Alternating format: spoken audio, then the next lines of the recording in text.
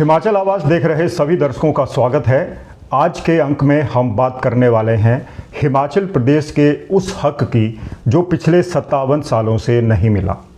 हम बात कर रहे हैं चंडीगढ़ पर हिमाचल प्रदेश के हिस्से की, बात कर रहे हैं बीबीएमबी में 12% रॉयल्टी की, हिमाचल प्रदेश के एक परमानेंट सदस्य की, और बात करेंगे चंडीगढ़ में 7.19% हिस्से की जो आज भी हिमाचल प्रदेश को नहीं मिला। दोस्तों, इसकी शुरुआत हाल ही में हिमाचल प्रदेश के मुख्यमंत्री सुखविंदर सिंह सुक्खू ने एनजेडसी की बैठक में की। बैठक में उन्होंने ये सभी मुद्दे प्रमुखता से उठाए और एक बार फिर से चंडीगढ़ पर हिमाचल की दावेदारी पुख्ता हो गई है।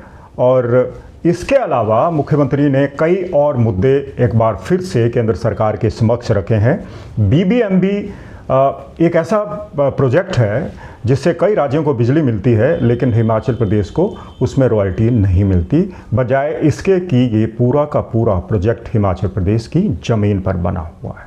चंडीगढ़ में 7.19% की हिस्सेदारी की मांग कई वर्षों से होती आई है, लेकिन इस पर कोई काम नहीं हुआ। हिमाचल ने अब एक बार फिर से अपने हक की आवाज़ उठाई है। इस सिलसिले में सबसे पहले हम आपको दिखाएंगे एक रिपोर्ट जिसमें हम उजागर करेंगे कई तथ्यों की कि इस मांग के पीछे का आधार क्या है और हिमाचल प्रदेश को 2011 में जब सुप्रीम कोर्ट ने यह अधिकार दे दिया था, बावजूद उसके यह अधिकार क्यों नहीं मिल पाए।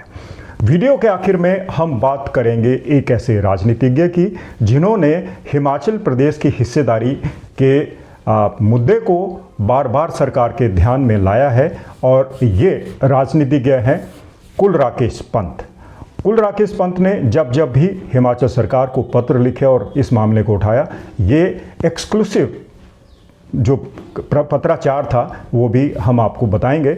लेकिन इससे पहले आइए देखते हैं आज की ये खास रिपोर्ट। और इससे पहले कि हम आपको ये खास रिपोर्ट दिखाएं, आपसे एक बार फिर विनम्र आग्रह है कि अगर आपने अभी तक हिमाचल आज को सब्सक्राइब नहीं किया है तो ज़रूर कर लीजिएगा। और अगर आपको आज का मुद्दा, आज का वीडियो, आज का सब्जेक्ट अच्छा लगे तो इस वीडियो को अपने ग्रुप्स में, अपने दोस्तों में ज़रूर शेयर कीजिएगा, ताकि हिमाचल प्रदेश की जो मांग है, हिमाचल प्रदेश के जो हक की आवाज़ है, वो ज़्यादा लोगों तक पहुँचे। तो आइए शुरू करते हैं आज का वीडियो, आज की खास रिपोर्ट। आज हम एक ऐसे जटिल कानूनी और राजनीतिक विवाद की परतें खोलने जा रहे हैं जो लगभग 6 दशक पुराना है। क्या आप जानते हैं चंडीगढ़ शहर की संपत्तियों में हिमाचल प्रदेश अपना हिस्सा क्यों मांग रहा है? हिमाचल प्रदेश सरकार के पास कौन से ऐसे अधिकार और फैक्ट्स हैं जिसके आधार पर ये मांग की जा रही है? प्रदेश के मुख्यमंत्री सुखविंदर सिंह सुक्खू ने हाल ही हरियाणा के फरीदाबाद में उत्तरी आंचलिक परिषद एनजेडसी की बैठक में न केवल चंडीगढ़ की भूमि और संपत्तियों में हिस्सेदारी की मांग उठाई है, बल्कि 3 अन्य महत्वपूर्ण मुद्दों पर भी अपनी आवाज बुलंद की है। मुख्यमंत्री सुखविंदर सिंह सुक्खू ने एनजेडसी की बैठक में चंडीगढ़ की भूमि और अन्य संपत्तियों में राज्य के 7.19% हिस्सेदारी की मांग रखी है। यह मांग केवल प्रशासनिक और औपचारिक नहीं है, बल्कि यह पंजाब पुनर्गठन अधिनियम 1966 की धारा 46 और 47 पर आधारित है।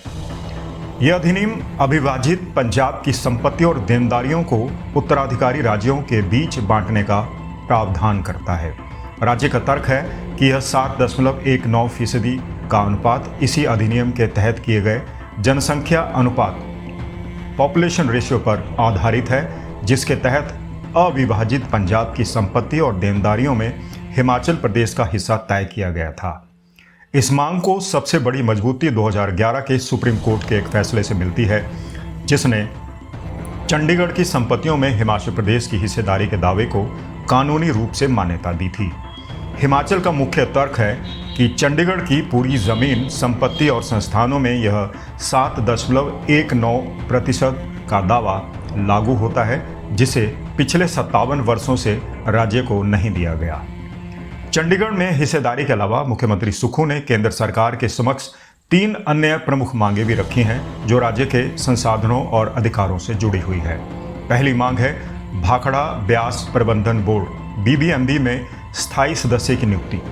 हिमाचल प्रदेश ने बीबीएमबी में अपने राज्य से एक स्थायी सदस्य यानी परमानेंट मेंबर की नियुक्ति करने की मांग की है। राज्य का तर्क है कि परियोजना की भूमि का अधिकांश भाग उनके अधिकार क्षेत्र में होने के कारण उन्हें बोर्ड में स्थायी प्रतिनिधित्व मिलना उसका अधिकार है। दूसरी मांग है केंद्र सरकार द्वारा संचालित हाइड्रो पावर परियोजनाओं यानी हाइड्रो पावर प्रोजेक्ट्स में 12% मुफ्त बिजली रॉयल्टी की नीति को सख्ती से लागू करना। यह रॉयल्टी उन परियोजनाओं से होने वाले लाभ का हिस्सा है जो हिमाचल की नदियों और भूमि का उपयोग करती हैं। राज्य का कहना है कि इस नीति का पूरी तरह से क्रियान्वयन न होने से उन्हें बड़ा वित्तीय नुकसान हो रहा है।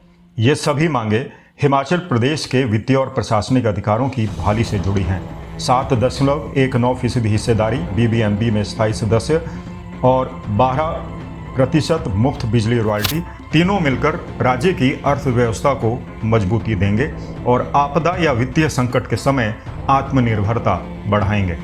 मुख्यमंत्री सुक्खू ने केंद्र से अपील की है कि वे वैधानिक और कानूनी रूप से समर्थित मांगों को जल्द से जल्द लागू करें ताकि हिमाचल प्रदेश को उनके उचित अधिकार मिल सके। 1 नवंबर 1966 को पंजाब रीऑर्गेनाइजेशन एक्ट के तहत पंजाब का बंटवारा हुआ और एक नया प्रदेश हरियाणा बना और हरियाणा और पंजाब के जो कुछ पहाड़ी क्षेत्र थे उनको हिमाचल प्रदेश में मिला दिया गया। जब ये पंजाब रीऑर्गेनाइजेशन एक्ट के तहत जो लायबिलिटीज और असेट्स थे वो भी सारी बातें तय की गई और उसके मुताबिक जिन स्टेट्स पे जो कोई प्रोजेक्ट्स थे वो उन्हीं स्टेट्स को देने की बात हुई और उसके बावजूद भी अगर कोई झगड़ा रहा तो उसमें ये तय हुआ कि स्टेट्स आपस में मिलकर तय कर लें, वरना जो केंद्रीय सरकार है उसकी ये ड्यूटी थी कि वो उसको सुलझाती। और हिमाचल प्रदेश के साथ एक अन्याय हुआ और हिमाचल प्रदेश को पूरे हकूक नहीं मिले। इसी मामले में सोलन में 11/1/1986 को मैं युवा जनता का प्रेसिडेंट था, तो मैंने यहाँ पर एक ऑल पार्टी मीटिंग बुलाई जिसमें सारी पार्टियों को बुलाया गया और उस मीटिंग को presided over former speaker Shri Thakur Sen Negi ji ने किया, जिसमें प्रमुख रूप से हमने चंडीगढ़ में अपने 7.19% हिस्से की मांग की बात की। लेफ्ट ओवर हिली एरिया जो है पंजाब और हरियाणा में उनको हिमाचल प्रदेश में मर्जर करने की बात की।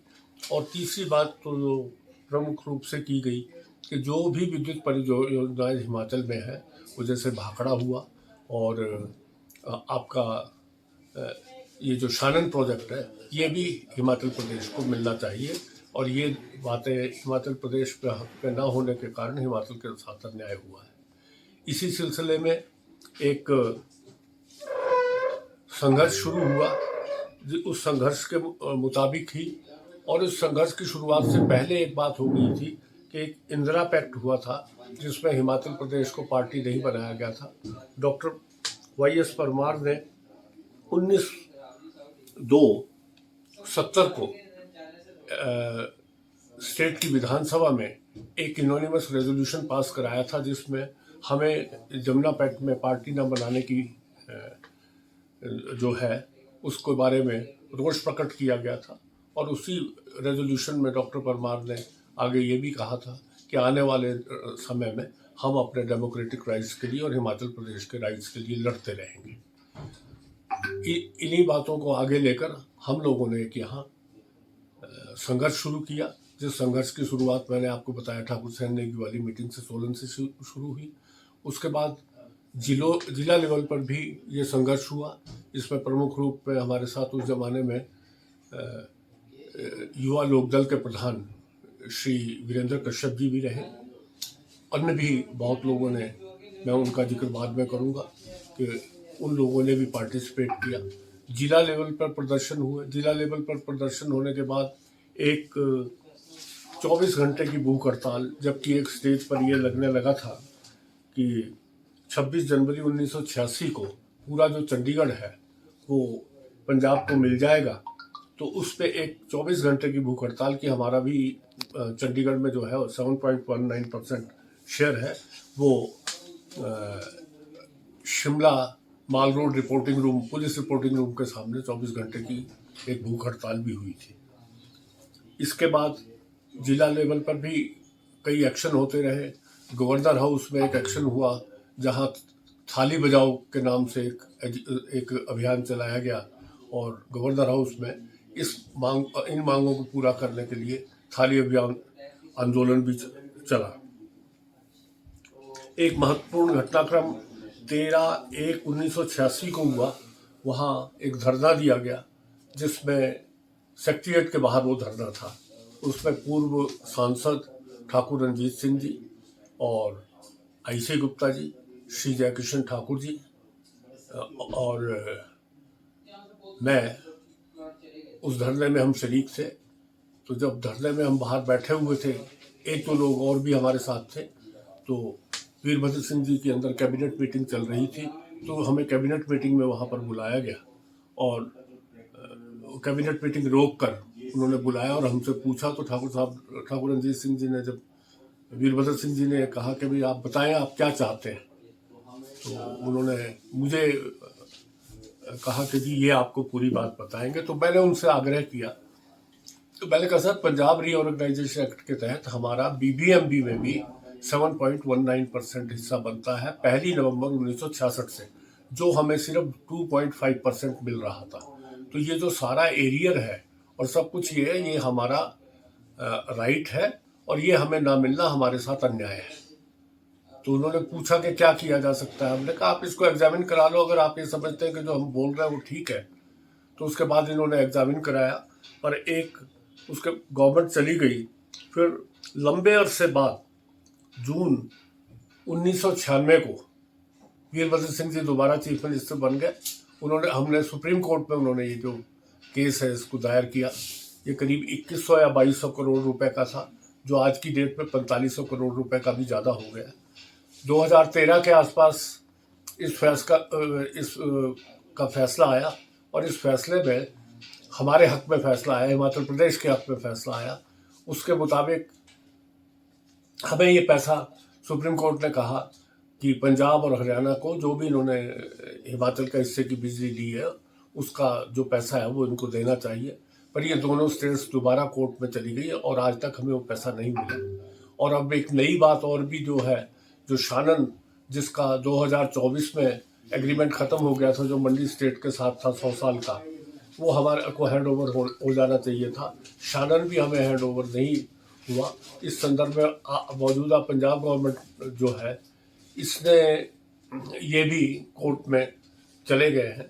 तो इस तरह से हम ब्रदरली स्टेट्स हैं आपस में, और हम छोटी स्टेट्स हैं, और हम यहाँ फॉरेस्ट कंजर्वेशन करने की वजह से, और भाखड़ा में हमारे बिलासपुर जैसी सारे शहर जो है वो तबाह हो गए थे, नए शहर बनाने पड़े, लोगों ने बड़ी भारी कुर्बानी की उसके लिए।